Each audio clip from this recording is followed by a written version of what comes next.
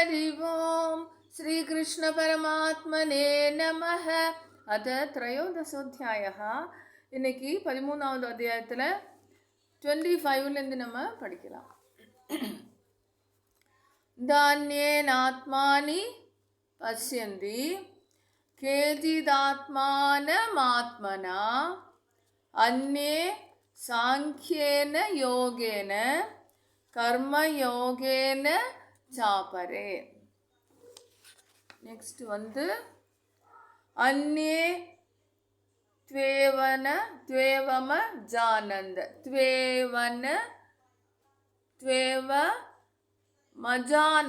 த்வேவம் அஜானந்தः ஸ்ருத்வான்யேப்ய உபாசதே தேபி சாதி தரந்த்யேவ மிருத்யும் ஸ்ருதி பராயணாஹ. நெக்ஸ்ட் யாவத் சஞ்சாயதே கிஞ்சித் சத்வம் ஸ்தாவர ஜங்கமம் க்ஷேத்ர க்ஷேத்ரஜ்ஞ சம்யோகா தத்வித்தி பரதர்ஷப.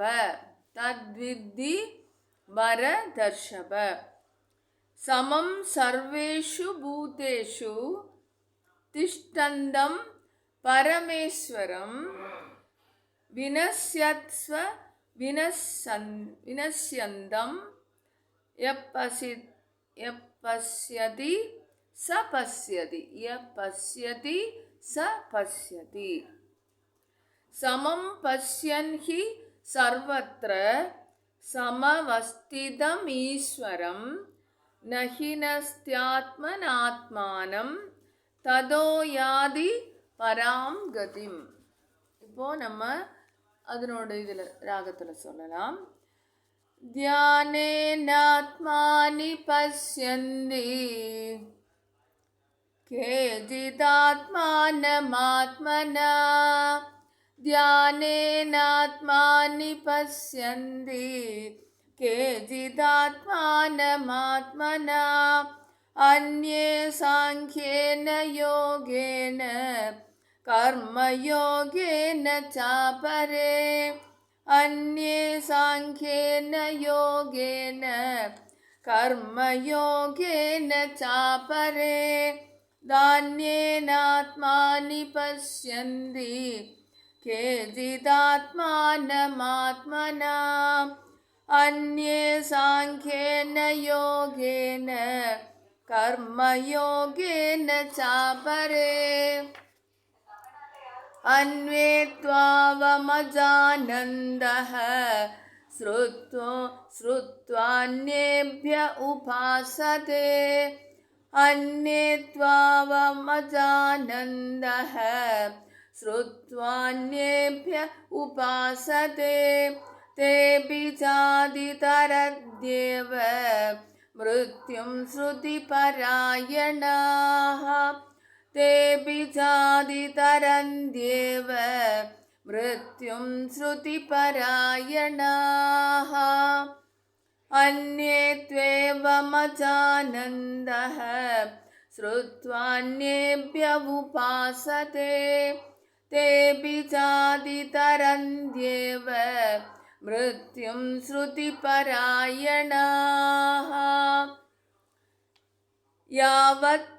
யாவத் சஞ்சாயதே கிஞ்சித் சத்வம் ஸ்தாவர ஜங்கமம் யாவத் சஞ்சாயதே கிஞ்சித் சத்வம் ஸ்தாவர ஜங்கமம் க்ஷேத்ர க்ஷேத்ரஜ்ஞ சம்யோகா தத்வித்தி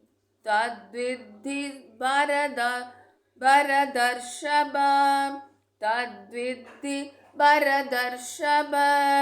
தாவத் சஞ்சாயதே கிஞ்சித் சத்வம் ஸ்தாவர ஜங்கமம் க்ஷேத்ர க்ஷேத்ரஜ்ஞ சம்யோகா தத்வித்தி பரதர்ஷப.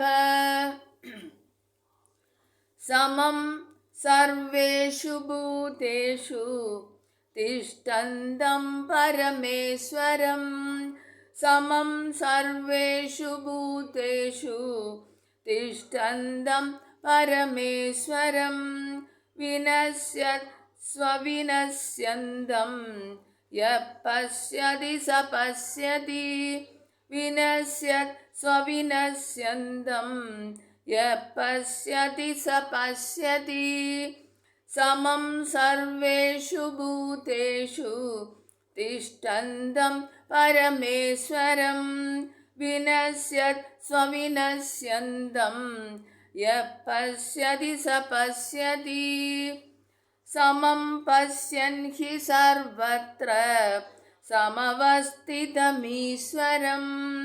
समं पश्यन् हि सर्वत्र समवस्थितमीश्वरं न हि स्त्यात्मानमात्मानं ततो याति परां गतिं न हि नस्त्यात्मानमात्मानं यततो याति परां गतिं समं पश्यन् हि सर्वत्र समवस्थितमीश्वरं न हि नस्त्यात्मनात्मानं ततो याति परां गतिं।